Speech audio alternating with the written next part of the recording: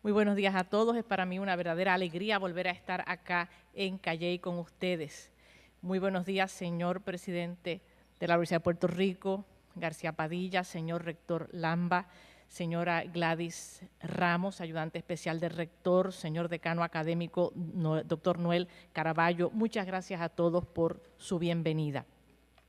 Yo les voy a hablar a ustedes esta mañana de un diálogo intercultural entre Oriente y Occidente, entre la hispanidad, la cristiandad, el judaísmo y el islam. Eso que fue motivo de mis primeros estudios y de mis primeros amores de niñez, las culturas orientales, yo nunca me imaginé que al día de hoy yo me iba a ver que en todos los periódicos salen, porque están en el candelero, mis queridos musulmanes y mis queridos judíos, de manera que esto es algo que a mí misma me sorprende.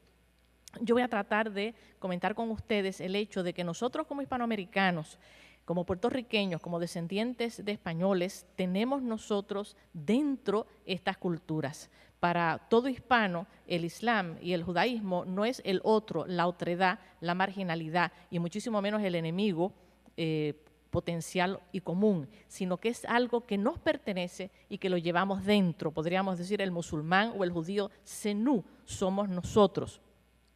En términos generales, o por lo menos cuando yo estudiaba, no se me daba noticia de que España era un país mestizo en sus orígenes, era un país de una riqueza cultural extraordinaria, se parecía mucho más a nosotros, los hispanoamericanos, en su mestizaje, porque nace al calor de un diálogo con 3 religiones distintas, 3 idiomas distintos, 3 lenguas distintas, 3 razas distintas: cristianos, los antiguos visigodos romanizados de la península, los musulmanes que invaden en el 711 y los judíos que habitan en la península desde mucho antes de la invasión musulmana y cuya presencia en la península de árabes y judíos termina en el siglo XV y en el siglo XVII. España es un país tan raro, para mí es el más fascinante de Europa justamente por esto, que llevaba incluso 3 nombres. Imagínense el problema de identidad que esto implica. La España medieval se llamaba Hispania para los cristianos, se llamaba Al-Ándalus para los musulmanes y se llamaba Sefarad para los hispano-hebreos o los judíos. De manera que este conflicto que fue España y a la vez esta convivencia que se crea en la península ibérica en la Edad Media es parte de nuestra historia y es algo de lo cual creo que todos nosotros podemos aprender, sobre todo en estos años tan turbulentos en términos de nuevos enfrentamientos entre estas 3 culturas. Decía George Santayana, el filósofo, el que no conoce la historia está destinado a repetirla. Y yo pienso que es muy importante saber cuál es nuestro pasado, incluso para tender estos puentes de diálogo fraterno con culturas que son, para colmo, parte de nosotros mismos. Y eso es lo que yo quiero comentar con ustedes esta mañana. Posiblemente alguno de ustedes recuerde una frase que dijeron los ingleses contra España, en muy mal plan, por cierto: Spain is different. España es distinta. Y eso lo decían con muy mala intención, considerando que aquel país ya no tenía mucho que ver con Europa. Cierto que los españoles se apropiaron del insulto y lo ponen hasta en los afiches turísticos, pero con cierto dolor: España es distinta. Los franceses lanzaron otro epíteto mucho más cruel: África empieza en los Pirineos, queriendo decir que aquello ya no era Europa. Afrique commence aux Pyrénées. Contra esto protesta mucho, sobre todo Miguel de Unamuno. Pero ya ustedes ven que hay una actitud de singularizar a España, porque en efecto su cultura fue distinta y su historia muy distinta en sus orígenes. Francisco Márquez Villanueva, un gran hispanista, dice: la historia de España, de la España medieval, es una historia incómoda, porque a nadie le gusta ser distinto. Es una España que tiene unos aconteceres en su suelo geográfico completa y radicalmente distinto a los que sigue el resto de Europa. Américo Castro es uno de los primeros historiadores en el siglo pasado, siglo XX, en recordarnos que para nosotros entender lo que de verdad es España, tenemos que contar con los ingredientes semíticos de la cultura hispánica, los ingredientes judíos, los ingredientes musulmanes, puesto que, como ya les dije, los musulmanes invaden el 711, se quedan nada menos que 8 siglos en suelo peninsular, en diálogo y en convivencia, a despecho de la llamada Guerra de la Reconquista, que sucede en la frontera entre cristianos y musulmanes, esa guerra va bajando geográficamente al sur hasta que terminan por expulsar los musulmanes, y tuvo el sentido del yihad, de guerra santa, que es una palabra que en todos los periódicos ya yo no la tengo que traducir porque todo el mundo la lee a diario. Y los judíos también, como vamos a ver enseguida, tuvieron esta presencia de siglos en la península. Claro que España termina siendo un país fundamentalmente europeo, pero matizadamente oriental también. Hay unos ingredientes, unas huellas, tanto culturales como psicológicas, como ontológicas, que dejaron este diálogo riquísimo del cual tenemos tanto que aprender sobre suelo peninsular. También espero que estas palabras que yo les diga, lo más breves posibles, nos va a ayudar a reconocer el hecho de que ese mito que tenemos, sobre todo del musulmán salvaje y a medio civilizar, es eso, es un mito, puesto que tuvieron una de las culturas más impresionantes, más importantes y de mayor gloria en los siglos medios. Las civilizaciones son como los seres humanos, tienen sus inicios, tienen su momento de madurez y de gloria y tienen su decaimiento. Y eso es lo que ha sucedido con tantas culturas, sucederá con la nuestra también a la larga. Pero vamos a pensar que aquí, o vamos a darnos cuenta que sobre suelo que hoy llamamos suelo español, los judíos y los árabes tuvieron su momento de mayor esplendor en su historia. Y eso es mucho decir. Imagínense con qué bagaje cultural cargamos todos los que somos hispanos de lengua y de tradición. Vamos a empezar entonces primero por explorar un poco esta cultura musulmana y su relación con la cultura hispánica. Bueno, todos recordamos 711, un año muy importante. España aquello no era España, se llamaba Hispania, se llamaba Galicia, se llamaba de distintas maneras según la provincia. Para entender lo que es España tenemos que contar con lo que va a suceder y que yo lo voy a tratar de explicar en esta charla de hoy. En primer lugar, ¿quiénes eran estos árabes que invaden en el 711 cruzando el estrecho? El invasor se llamaba Tariq y cruza por el estrecho de Gibraltar, de ahí Jabal Tariq, Gibraltar, la montaña de Tariq, entra y en uno de las campañas militares más brillantes de la historia medieval, él conquista toda la península ibérica en un verano, dejando solamente al norte el enclave de Asturias, y de ahí va a comenzar la reconquista con Pelayo unos años más tarde. Pero lo que sucede es que no es un salvaje quien invade esta región geográfica que hoy llamamos España. Estaban los musulmanes en un momento de expansión imperial importantísima y conquistan y anexan la península ibérica al poder central de Damasco en el momento de mayor esplendor. Todo imperio se civiliza según se extiende, eso es ley de vida, y el imperio islámico se va civilizando a medida que avanza. ¿Y cómo empieza esto? Todo esto empieza con el profeta Mahoma, que recibe febril las revelaciones de las azoras coránicas y por lo tanto se considera el destinatario de un mundo religioso muy importante, porque va a establecer el monoteísmo en lo que hoy llamamos la península arábiga. Él, que era un miembro de la tribu del Quraysh, poco alfabetizado, sin embargo recibe estas azoras del arcángel San Gabriel, según naturalmente la mitología religiosa, y va a lo largo de su vida a hacer varias cosas muy importantes. De un material poco prometedor, él va a fundar una nación. Establece una religión paralela en importancia al judaísmo y al cristianismo y echa las bases de uno de los imperios más importantes del mundo y el mayor de entonces, como nos dice Philip Hitti, es que el imperio musulmán fue mayor que el imperio inglés en su cenit, que eso es mucho decir. Y crea un libro llamado el Corán, considerado hoy por la octava parte de la humanidad como el compendio de toda ciencia, toda sabiduría y teología, y logra unificar lingüísticamente a aquellos beduinos con el árabe que llamamos árabe coránico, el árabe clásico. Unificar lingüísticamente es muy importante para cualquier nación y sobre todo para cualquier imperio. Después de la muerte de Mahoma, escasamente unos años, los beduinos se lanzan a una gesta imperial ambiciosísima y las expansiones geográficas comienzan con los primeros califas.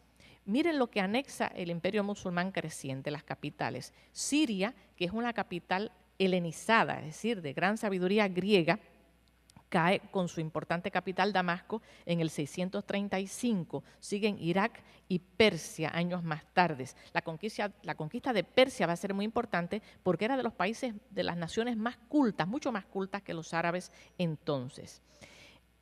Alejandría, como centro de cultura helenística, también va a caer muy poco después, y luego Bujara en Turquestán, Samarcanda en el sur de lo que había sido la Unión Soviética en Asia. El paso de los árabes, de los musulmanes por la India queda marcado por algo que ustedes reconocerán, el Taj Mahal, que es uno de los monumentos más importantes de la humanidad. De manera que los árabes van a invadir hasta el lejano oriente, hasta Asia, y en Europa van a invadir el sur de Italia y naturalmente la península ibérica. Dicen que no llegan a Francia porque los detienen los Pirineos Carlos Martel, Charles Martel, y hay historiadores que dicen, si Carlos Martel no los detiene allá en el sur de Francia, hubiera habido mezquitas incluso en Londres, quién sabe. Pero imagínense la extensión geográfica de este imperio desde los confines de la China, donde había comercio, hasta Europa. Pues era mayor que el inglés y que el francés en sus momentos de esplendor. ¿Y cómo era la capital? La capital era Bagdad. A mí casi me da, no les puedo decir la impresión, yo conozco bien Bagdad, trabajé allí, hice investigación allá, lo que fue Bagdad y lo que es hoy, ¿no? Bajo las bombas y en guerras fratricidas. La funda Abul Abbas en el siglo VIII y se llamaba, irónicamente, Medinat al-Salam, la ciudad de la paz. Este es el escenario de las mil y una noches que todos recordamos de niños. La gloria que fue Bagdad queda cristalizada en un libro de fábula que tiene mucho más de historia y de verdad histórica de lo que podemos suponer. Como capital de imperio, Bagdad era sencillamente el París del siglo XVIII o el Nueva York del siglo XXI. Ni más ni menos, eso fue lo que fue esta ciudad. Como buen imperio al fin se llena de distintas razas y culturas. Hay esclavos y comerciantes de China, de Persia, de Rusia, de Escandinavia, de India, de Malasia, de toda Europa. Este comercio, ustedes recordarán de las mil y una noches, los viajes de Simbad, el marino que se iba por el puerto de Basora hasta los países más lejanos, hasta la China, pues que había comercio con todos estos lugares. Y por lo tanto comienza el lujo en esta capital exquisita. El comercio va a introducir las joyas, los perfumes, los inciensos, los brocados, las telas, todavía el tafetán de la palabra tafta, lo recordamos. Y lujos como el papel. Los europeos estaban escribiendo en manuscritos todavía toscos de piel de pergamino y se introduce de China, del comercio de la China, se introduce el papel. Como toda civilización extravagante, se llena de momentos de esplendor, de vida vital. Ustedes saben que Nueva York y París son centros de comida gourmet, pues Bagdad lo era. Miren cómo se comía en Bagdad. El califa una vez le sirven, esto es a Harun al-Rashid, le sirven un pescado, un plato exquisito, magníficamente preparado, pero él pensó que escaso es el plato. ¿Y saben qué era? Era un plato hecho a base de lenguas de pescado en una salsa especial, cientos y cientos de lenguas de pescado, y la confección del plato costaba sobre los 1000 dirhams, que sería algo así como miles de dólares al día de hoy. El recibidor del califa tenía árboles de oro y plata que tenían en las ramas pajaritos de metales preciosos que cantaban con mecanismos especiales. Había sistemas de aire acondicionado a base de agua, tuberías de agua que traían agua helada, que las transportaban por tuberías por todas las paredes, el techo y cubriendo las paredes circundantes, una especie de aire acondicionado moderno, porque en Bagdad hasta el día de hoy es tan seco que no se puede usar el aire acondicionado nuestro normal. Se bebía una bebida que a ustedes les va a extrañar porque la conocen con el nombre de sherbet. Era al-sharba, que era una bebida exquisita a base de hielo, agua, azúcar y extractos de violetas o de rosas o de plátanos o de distintas frutas. Se bebía la soda, el sudá. La soda, la palabra soda viene de ahí, para el dolor de cabeza, imagínense, después de aquellos momentos de cenas esplendorosas. Y claro, capital del lujo, heredamos palabras muy importantes. Divan, para reclinarse, la palabra matres, la recibimos del inglés almatra, palabras como sofá, el sufa, palabras que tienen que ver con lujos incluso a nivel económico. La palabra cheque, cada vez que ustedes pidan un cheque están hablando árabe. Cheque, literalmente se dice así. Y era porque las caravanas no podían llegar hasta Samarcanda con dinero, haberes monedados pesados y tenían papeles de recibo de dinero. No solamente era un lugar exquisito, sino que era el lugar, el emporio de la sabiduría. Los primeros califas van a defender y a rodearse de médicos, abogados, escritores, profesores, poetas de corte. Nos recuerda muchos estudiosos como Dorothy Metlitsky que se establecen escuelas de traductores en Bagdad, que luego Alfonso X el Sabio va a imitar de las escuelas con las escuelas de traductores de Toledo.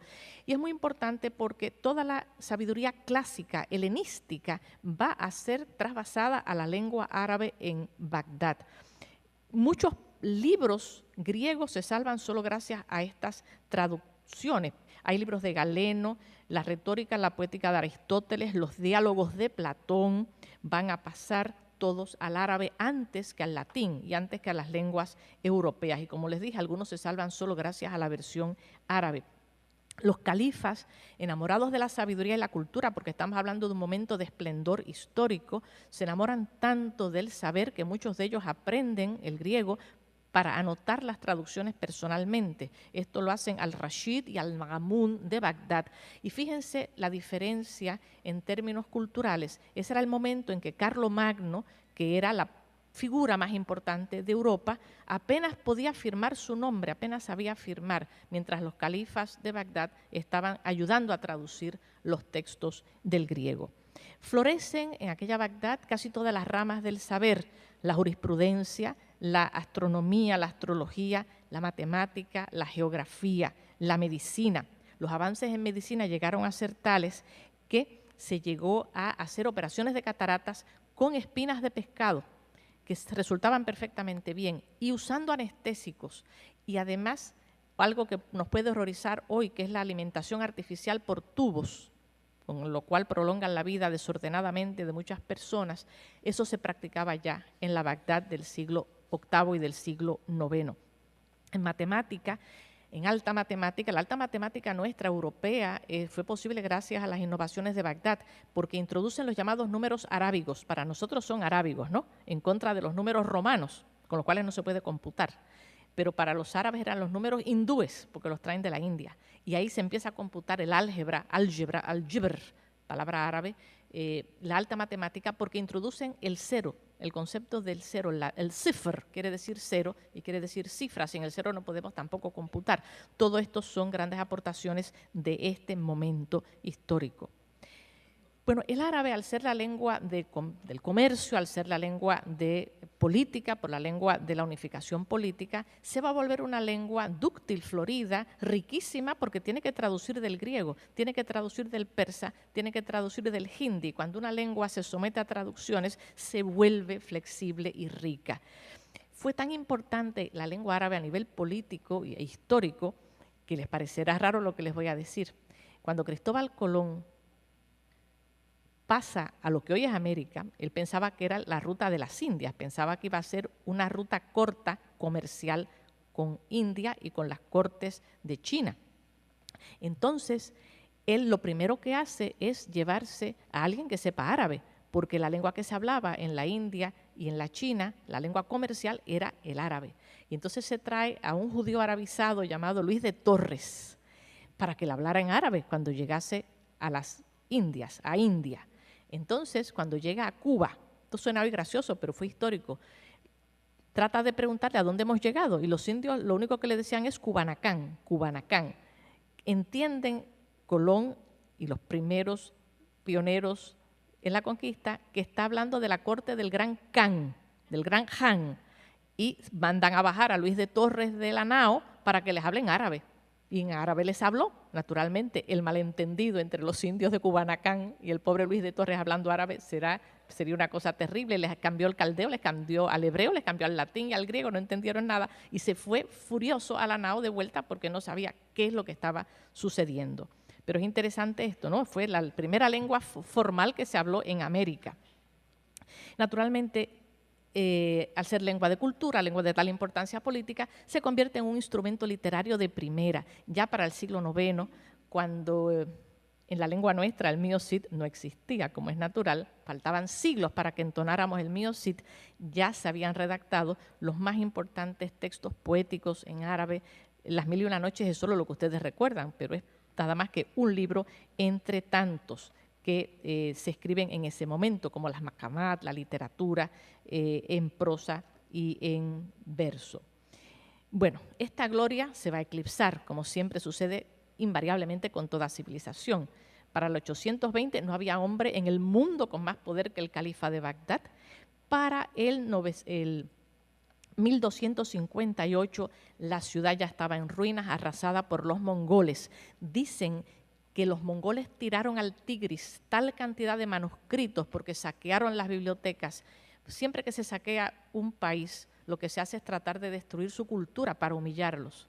Y entonces lo que sucede es que tiraron todos los manuscritos de las bibliotecas antiguas musulmanas, los tiraron al Tigris y dicen que el río Tigris corría negro en tinta por la destrucción de los manuscritos.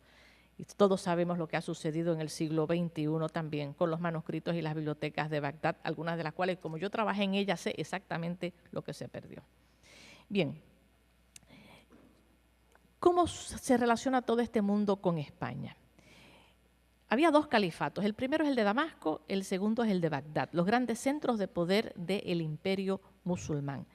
Cuando el califato de Damasco entra en competencia con el de Bagdad, competencia política, no vamos a entrar en estos detalles, hay guerras fratricidas, sangrientas, y un príncipe omeya, Abd al-Rahman I, fugitivo de estas luchas intestinas entre Damasco y Bagdad, va a salir huyendo.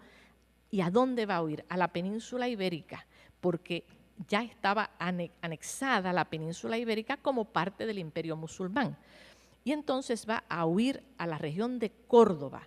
Y en Córdoba, Abderramán va a establecer nada menos que un califato, el califato de Córdoba. Esto, miren, es tan y tan importante porque quiere decir que entonces la península ibérica, lo que más tarde sería España, se convierte en un centro de poder político, religioso y cultural. Es como si Washington quedara en San Juan de Puerto Rico con todos los poderes que tiene Washington, culturales, políticos, etcétera. De manera que España, con este fugitivo príncipe omeya, establece ese centro. No lo establece él, él se establece y sus nietos ya, Abderramán III, ya se hace del califato.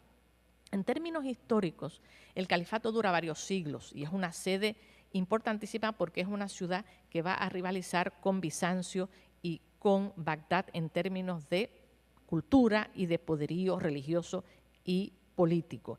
Pero más adelante, unos siglos más tarde, se va a dividir en distintos reinos taifas. Son 23 reinos taifas, ya esos son reinos todavía muy importantes culturalmente, pero de menos poder político.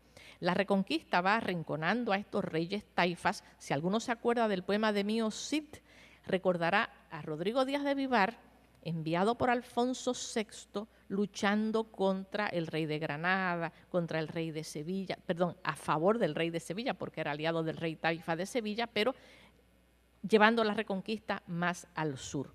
Los reyes taifas, que eran muy cultos, cometen un grave error político, que es que como la Reconquista cristiana estaba avanzando tanto, deciden invitar a los marroquíes, que eran grandes guerreros fanáticos, mucho menos civilizados y realmente fundamentalistas religiosos, para que los ayuden a hacer la guerra. Y entonces, ¿qué sucede? Entran los almohades, entran los almorávides y se quedan con los reinos de Taifa. Esos son árabes mucho más fanáticos, más salvajes. Pero aún así, todavía quedan siglos de esplendor. El último bastión de esplendor musulmán va a ser Granada, como ustedes todos recordarán. Se establece allí el reino nazarí y va a durar varios siglos. Es el último bastión del poderío árabe hasta que los reyes católicos conquistan en el 1492. Al principio las capitulaciones son muy generosas, les van a dejar practicar el Islam, seguir en su mundo, en su civilización. Estas capitulaciones los reyes católicos las abandonan inmediatamente, los obligan a un bautizo general a toda la población musulmana. se van a rebelar en las Alpujarras y finalmente los van a expulsar en el 1609. Los expulsan de la península ibérica. ¿Cómo era este mundo musulmán español? Vamos a dar una marcha atrás, vamos a volver al califato de Córdoba para tener una idea de él. Bajo Abderrahmán III, momento de esplendor. Córdoba llegó a tener 500.000 de habitantes, eso era una ciudad enorme en el siglo X, siglo XI. 300 baños públicos, 700 mezquitas, 70 bibliotecas, 70. ¿Cuántas tiene San Juan de Puerto Rico? Yo no quiero contar en relación a esto. El recibidor del califa era en el palacio de Medinat Zahara, lo están ahora excavando, todavía lo están excavando en las afueras de Córdoba. Y aquí les voy a dar a veces una anécdota vale por 1000 palabras. Miren la diferencia cultural entre estos árabes de Al-Ándalus y sus compañeros cristianos que eran los reyes visigodos romanizados. Un día Ordoño, el rey cristiano, va a visitar en embajada a Abderramán, porque a despecho de la guerra de la Reconquista tenían grandes alianzas políticas, como siempre pasa, había una convivencia. Cuando Ordoño va al recibidor del califa, Abderramán, ¿qué se encuentra? Algo que no entiende.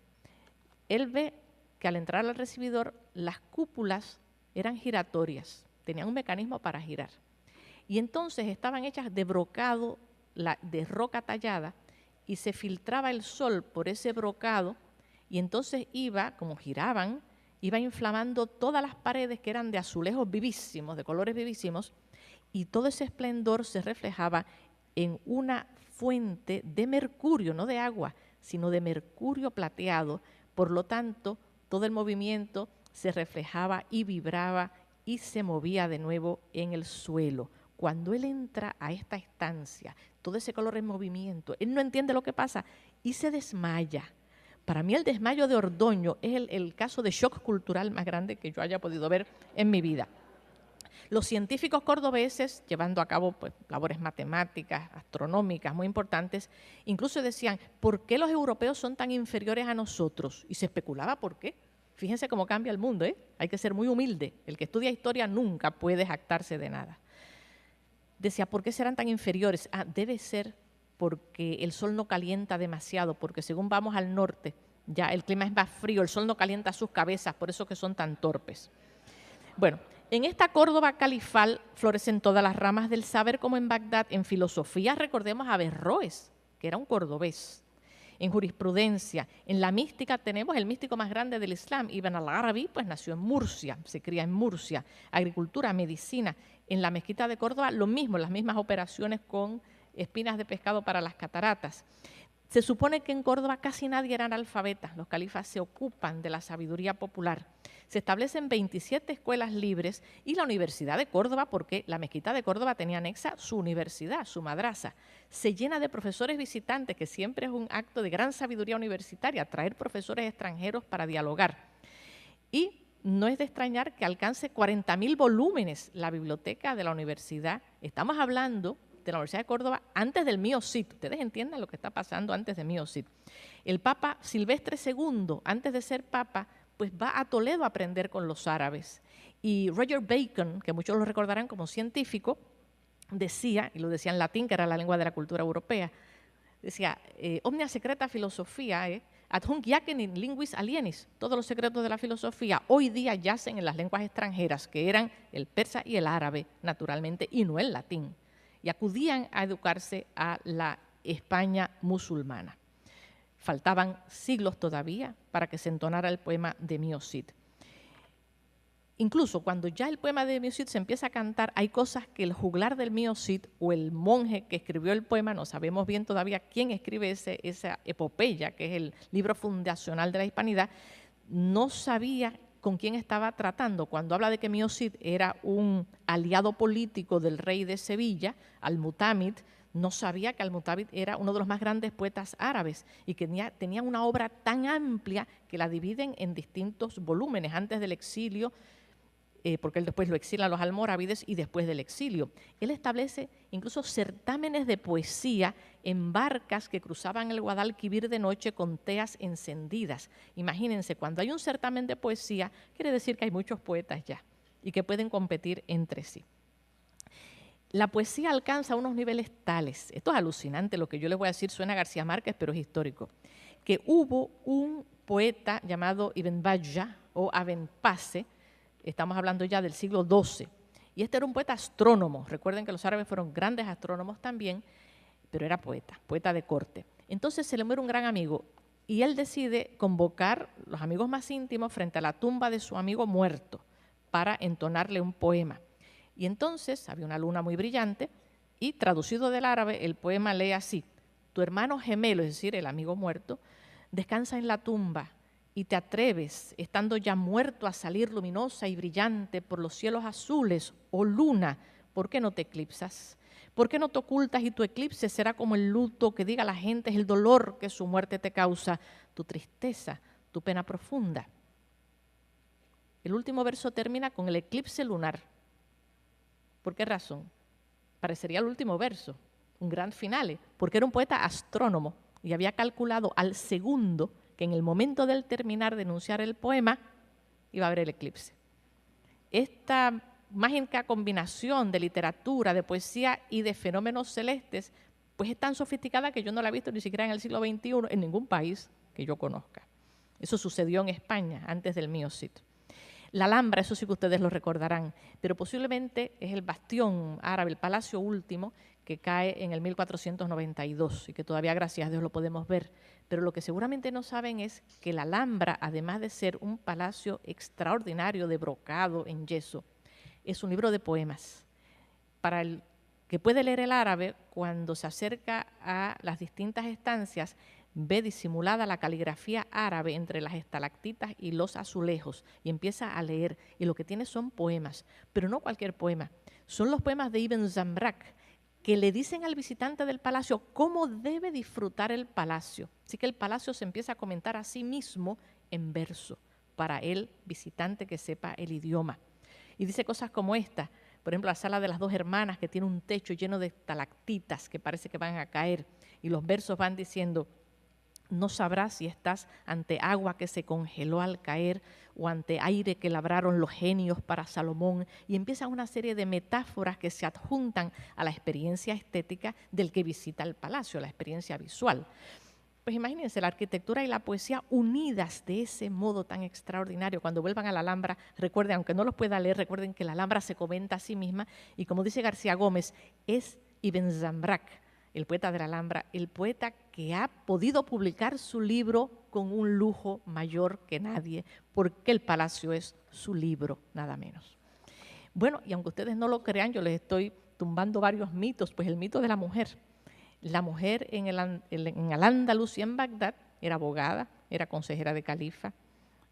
Estoy hablando de la gente educada, naturalmente. Estoy simplificando. Había clases mucho menos, había clases no pudientes donde el velo se estilaba. El velo en el Islam no es obligatorio, por cierto. El Corán lo único que dice es: el hombre se debe cuidar mucho su vestido y ser modesto, y la mujer también, se debe cubrir el pecho. Eso es todo.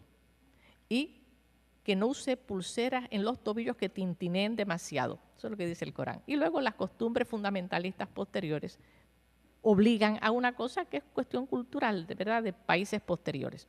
Bueno, la mujer también era poetisa. Estas mujeres liberadísimas de Al-Ándalus, yo le voy a decir por qué yo no he visto mujeres más liberadas que las de Al-Ándalus, porque ellas, como poetisas, escribían sobre temas que no son los del Women Liberation, que es combativo y dolido y vamos a buscar nuestros derechos. Ellas tenían todos los derechos. Abogadas, consejeras de los califas, no tenían ningún problema con su condición de mujer y hablaban de política y de todo lo que hablaban los hombres. Pero la maravilla es que ellas dialogaban con poetas varones. Por ejemplo, Walada, que era la amante de Ibn Zaydún, sostuvo un diálogo poético con él impresionante. Ella decía, escribía un poema, o él le escribía un poema y ella le contestaba, pero en versos de absolutamente igual calidad. Para mí es como si Petrarca le hubiera escrito los sonetos a Madonna Laura y Madonna Laura se los hubiera contestado en sonetos de igual calidad. Una cosa impensable en la Edad Media europea. Miren esta princesa Omeya Walada, que sabemos cómo era, una pelirroja de ojos azules, sería una mujer tremenda. Se hacía bordar en oro en los pliegues de su túnica para que la gente leyera sus versos cuando ella caminaba. En la orla derecha ponía este verso, estoy traduciendo del árabe, soy apta por Dios para ocupar altos puestos y sigo mi camino con orgullo. Y en el otro borde, por Dios, permito que mi amante acaricie mi mejilla y ofrezco mi beso a quien lo anhele. Imagínense. Bueno, siglo XI, Mio Cid se empezaba a cantar. Bueno, estoy con unas cuantas pinceladas tratando de pintarles a ustedes cómo fue el mundo de Al-Ándalus. Imagínense con qué los cristianos tuvieron que dialogar en esos siglos medios. Eso no es fácil. Y los hispanohebreos. Pues los hispanohebreos tuvieron un momento de esplendor muy semejante al de los hispano-musulmanes. Habitan la península desde tiempos de Cartago. Prosperan de tal manera cultural y humanamente bajo el imperio musulmán que muchos historiadores como Abraham Leon Sakar suponen que colaboraron con la invasión musulmana del 711. Estoy segura que sí, y la razón es que ya había muchos judíos en Meca y en Medina cuando Mahoma empieza la fundación de su religión-estado. Entonces, los judíos no son obligados a la conversión, sino que se negocia, los musulmanes negocian con ellos, les ponen un impuesto y los dejan seguir ejerciendo su religión, su idioma, su cultura, todo. De manera que estos judíos de la península ibérica, aquello todavía no era España, se dan cuenta que con el invasor musulmán van seguramente a estar mejor que bajo los reyes visigóticos y colaboran con la invasión. Tuvieron para ellos, para fines de ellos, toda la razón, porque los judíos de Sefarad, como llamaban a España, los judíos sefarditas, van a tener un renacimiento o un auténtico siglo de oro bajo este imperio musulmán. ¿Por qué fue esto? Porque los judíos reaccionan de una manera creativa ante el impacto cultural de estos musulmanes, que son sus primos hermanos, son semitas, ¿no? Como ellos. Y en vez de sencillamente convertirse al Islam y escribir en caracteres árabes y tal, como hicieron los persas, se mantienen como judíos, pero en imitación de los musulmanes que usaban la lengua árabe, que es la lengua sagrada de la revelación coránica, la empiezan a usar para poesía y para tratados científicos y para la prosa laica. A muchos rabinos esto al principio, estamos hablando del siglo XII, siglo XIII, les pareció terrible, herético, pero se impone. ¿Y qué sucede? Que el hebreo entonces se revive como lengua hablada y como lengua de cultura. Esto es como un milagro. Esto no sucede cuando la España musulmana cae, hispano-hebrea termina. Este milagro de la revivificación de la lengua hebrea no se repite hasta la fundación del Estado israelita en el siglo XX, que vuelven a reavivar el hebreo. Pero el hebreo había estado relegado a la sinagoga, no era lengua nada más que religiosa. De manera que entonces los judíos empiezan a escribir en hebreo a imitación de los árabes y crean una poesía verdaderamente extraordinaria, solamente una macama de Al-Harisi traducida del hebreo. Vean el orgullo que tienen además identitario.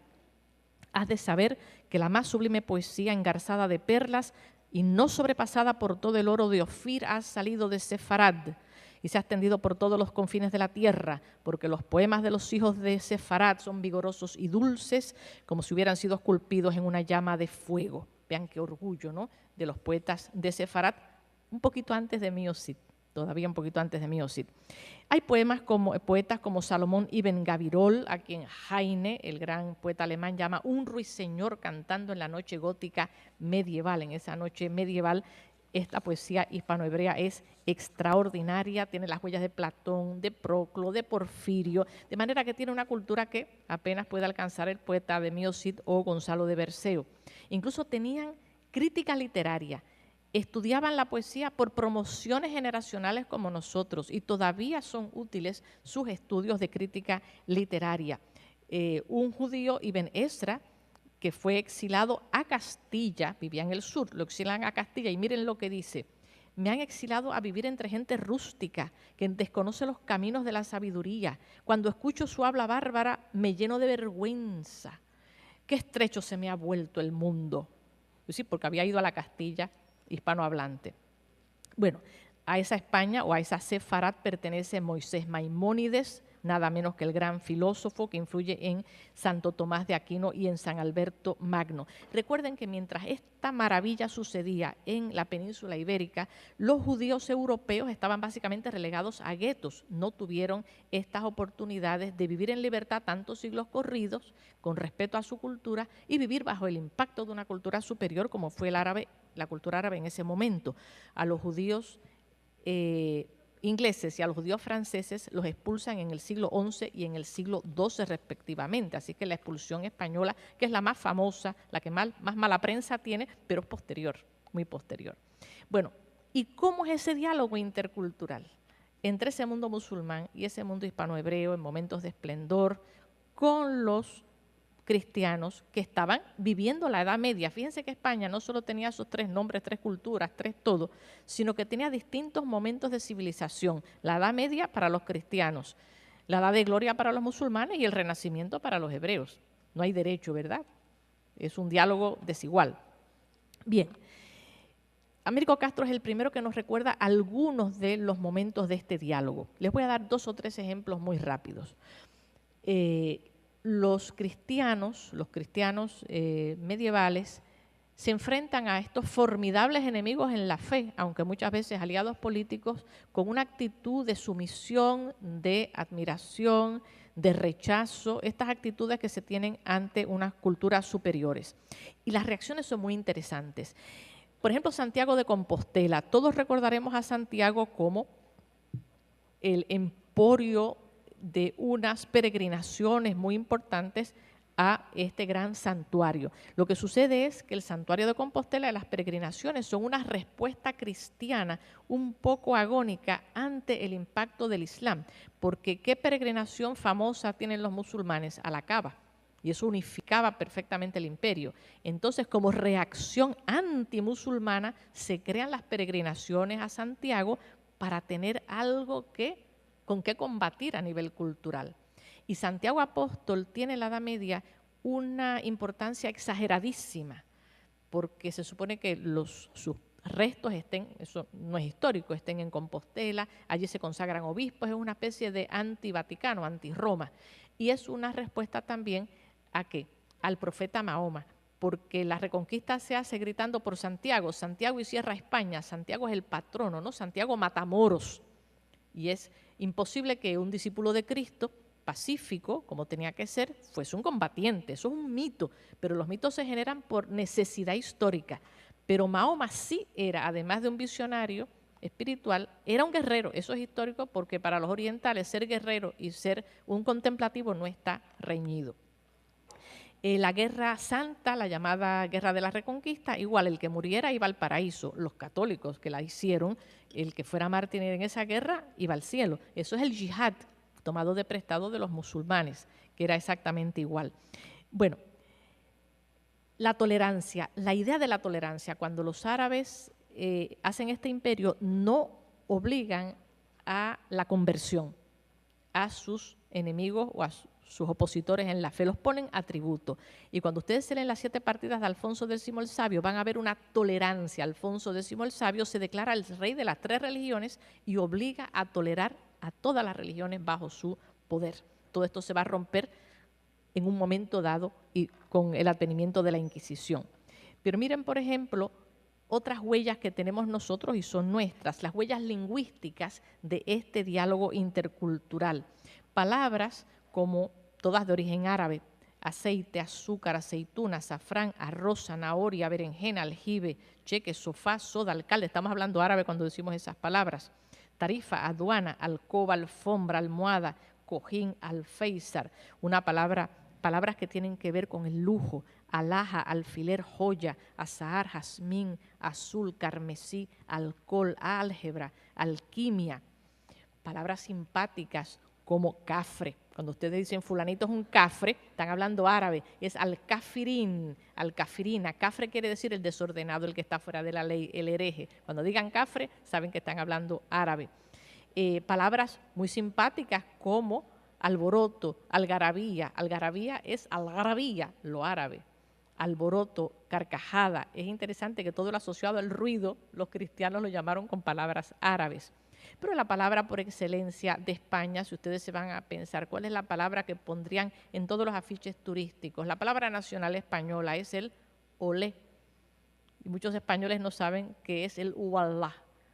Por Dios, un árabe lo dice exactamente en el mismo sentido que el olé, que ante una mujer guapa, ante un gesto valiente, ante un cantante o Alá, olé, olé, olé, es lo mismo. Y yo siempre pienso, descendemos de un país que tiene como palabra nacional una palabra en árabe, así que el mestizaje está servido. Bien, los judíos, en términos de ese diálogo cultural, fue posiblemente más agónico cuando se rompe la convivencia. Miren, la convivencia se rompe, muy resumidamente, por esta razón. El poderío era igual entre las tres castas que vivían en la península ibérica. Los judíos llevaban la banca, eran los prestamistas, y llevaban la banca, como ustedes recordarán por el Miocid, la banca española era de origen judío. Eran intérpretes, profesores, catedráticos, médicos, pertenecían a la burguesía y a la preburguesía. Los musulmanes tenían todo el territorio al sur, los cristianos todo el territorio al norte. Cuando se ganan las Navas de Tolosa en el 1212, esa batalla marca que de ahí en adelante todas las victorias van a ser cristianas. Y la conquista, la reconquista cada vez más al sur, al sur, al sur. Cuando alguien es más poderoso comienza la discriminación. Y España, que no tuvo Inquisición nunca en la Edad Media, Europa era la que tenía Inquisición y España estaba libre de la Inquisición, porque ¿quién puede discriminar contra el prójimo si el prójimo es igual de poderoso que usted o más? Así que era una convivencia obligada por razones de equilibrio económico y político. Pero cuando se rompe el equilibrio, empiezan las matanzas, los pogromos y empieza la Inquisición, que se funda muy tardíamente en el siglo XV en España. ¿Qué sucede? Que cuando empieza ya a funcionar la Inquisición, los judíos se mantienen los judíos son bautizados, muchos los que se quedan, y se quedan en los mismos puestos que tenían sus antecesores burgueses, médicos, prestamistas, banqueros, consejeros políticos, y entre ellos vamos a encontrar muchos de los más grandes escritores españoles o figuras históricas españolas. Piensen en esto: Diego de San Pedro, Juan de Mena, Fernando de Rojas, el autor de La Celestina, todos judíos, Juan Luis Vives, Fray Luis de León, los hermanos Valdés, Mateo Alemán, Santa Teresa de Jesús, judía por parte de su abuelo, Gracián. No se salva casi nadie, ¿verdad?, de la literatura española del siglo de oro. Todos eran descendientes de judíos, incluso Bartolomé de las Casas, que viene hasta América. Él favorece a los indios, y ustedes saben por qué, porque él era un proscrito y un marginado en España por ser judío converso, bautizado y cura, todo lo que quieran, pero un marginado porque esto no se les perdonaba. La Inquisición seguía funcionando en contra de ellos. Y se establecen los infames estatutos de limpieza de sangre. Cuando se rompe la convivencia, todo español, todos tenían que ser españoles ya, tienen que llevar un carné de limpieza de sangre probando que uno tenía abuelos cristianos viejos por varias generaciones, porque si no, uno no podía tener un puesto en el gobierno, ni pasar a América, ni ingresar en una orden religiosa. Claro que todo eso se burla, ¿verdad? Los hermanos de Santa Teresa pasan a Chile, los Cepeda y Ahumada, todavía hay calles Cepeda y Ahumada en Santiago. Bueno, con los judíos fue una convivencia muy compleja a lo largo del siglo XV y del XVI, con los judíos conversos, porque ellos estaban enquistados directamente en la hispanidad, puesto que eran los burgueses, prestamistas, eran los traductores. Y miren ustedes algunos casos de esto, porque aquí viene cuando se rompe el diálogo. Romper el diálogo siempre es terrible, ¿no? La Inquisición española fue espantosa. Fray Luis de León, todos lo recordamos como el gran poeta místico o espiritual español.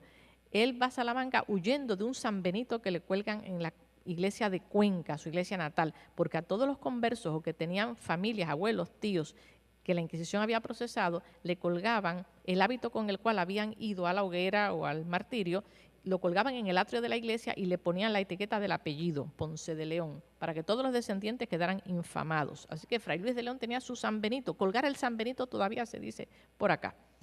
Bueno, los domingos era un momento de martirio compartido para los conversos porque todo el mundo tenía que ir a misa, ¿no?, so pena de que le incoaran un juicio. Y miren las cosas que pasaban. Uno no se podía, si era judeoconverso o converso musulmán, ni emborrachar, ni pelear porque se le podían escapar cosas. Dijo todo esto, le estoy citando ahora archivos inquisitoriales. Gonzalo de Torrijos se emborrachó un día al ir a la iglesia porque era terrible ir a comulgar para un judío reciente y gritó: voto a Dios que soy judío, voto a Dios. Y añade, los moros se salvan en su fe y los judíos en la suya y los cristianos en la suya. Pues tuvo que ir inmediatamente a la Inquisición. Incluso cómo uno se movía se va a convertir en algo peligroso.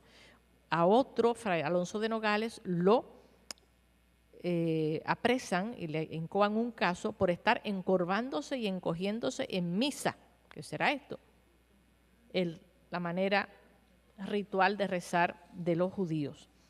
De manera que muchas cosas comienzan a ser peligrosas por recordar ese pasado que trató de sofocarse con las expulsiones masivas. A los judíos los expulsan en el 1492, como ustedes saben que es cuando cae Granada. Eso es un año tremendo. Se descubre América, se expulsa a los judíos y cae Granada y España se convierte en la primera nación europea. Pero eso es a base de que la Inquisición comience a entrar en toda marcha para unificar, el asfixiar aquellas culturas que España echó al mar. Literalmente España se queda desmembrada. De manera que empieza a ser un periodo de enorme peligro y de persecución para estas culturas que ahora van a ser marginadas. Por ejemplo, si uno no comía tocino, era un problema, porque se sospechaba que uno descendiera de judíos o de musulmanes que tienen ese alimento vedado. Todavía decimos el insulto, fulanito es un carne de puerco. ¿Qué quiere decir? Que me da asco fulanito, porque yo no como cerdo porque soy cristiano viejo, antiguo. Vestir de ropa limpia el sábado, bañarse demasiado, peligroso porque los árabes se bañan mucho, hacen las abluciones con agua antes de rezar. Ropa limpia el sábado, el sabbat de los judíos, de manera que se vuelve un mundo entonces muy cerrado y muy complejo. Esto se va a ir reflejando también en la literatura de una manera velada, puesto que la literatura se va a censurar a partir del siglo XV y XVI y XVII, porque la Inquisición censura todo. Pero todavía si lo leemos con cuidado, la literatura española, que para mí es la más fascinante de Europa porque tiene todas estas huellas muy frescas, hay que irla leyendo como un detective, decodificándola, viendo qué dicen entre señas estos autores, muchos de los cuales fueron hispano-musulmanes o hispano-hebreos. La Celestina de Fernando de Rojas. Se ha dicho, es la primera obra europea que pone en duda que el universo tenga sentido. ¿Y por qué es esto? Porque su autor fue un judeo converso, Fernando de Rojas, a nivel de segunda o tercera generación, y estaba en peligro inquisitorial todo el tiempo, no importa que fuera abogado por Salamanca, que fuera alcalde de Talavera de la Reina, y tiene esa obra tan ambigua cuyo planto final de pleberio es una denuncia al universo buscando que pueda tener sentido. El que se cría en una religión y se la arrebatan y lo obligan a ejercer otra, se queda en un limbo espiritual, no sabe en qué creer, y ese fue el caso de tantísimos españoles. Se hicieron más católicos que nadie, ¿saben por qué? Por inseguridad. Imagínense ustedes que Salomón Jaleví era el rabino de Burgos, se bautiza, se vuelve sacerdote y pasa a ser el obispo de Burgos, de la misma ciudad donde fue rabino. Calcularán las traiciones íntimas a su familia, ¿no? Las escisiones y los conflictos. Este es un conflicto, venimos de este conflicto todos nosotros. Cervantes lo dice con mucha claridad. Cuando el personaje del Quijote dice, comía duelos y quebrantos los sábados, ¿saben qué comía Don Quijote? Un plato de jamón y huevos, duelos y quebrantos, porque era un dolor, un duelo, era quebrantar la fe de los abuelos, la fe judaica, que no se podía comer jamón. Con lo cual Cervantes guiña el ojo y dice, el protagonista es judío converso. Y Sancho Panza dice algo que yo nunca entendí cuando estaba en la escuela superior. Yo cristiano viejo soy y tengo 4 dedos de enjundia de cristiano viejo, 4 dedos de grasa, era gordito. De enjundia de cristiano viejo, enjundia es la grasa, porque yo como cerdo, puedo comerlo porque soy cristiano antiguo y no soy ni judío ni soy musulmán. Una cosa muy emocionante es cuando Miguel de Cervantes dice que quien escribe la obra es Sidi Hamete Benengeli. Es musulmán, es un cronista musulmán, que escribe supuestamente todo el Quijote porque el Quijote, según la ficción cervantina, está traducido del árabe. Eso era un crimen, quiere decir que tener el Quijote en las manos era criminal por razón de que el árabe estaba terminantemente prohibido y al que pillaran con un manuscrito árabe en sus manos iba a la Inquisición directamente. De manera que imagínense lo que nos está diciendo Cervantes. Mi libro es prohibido, mi libro es un libro que le quema las manos al que lo posee y lo puede llevar a la Santa Inquisición. Y en el fondo dice otra cosa más bella y mucho más estremecedora. En el fondo de mi alma, lo más bello de mi alma es mi condición de escritor.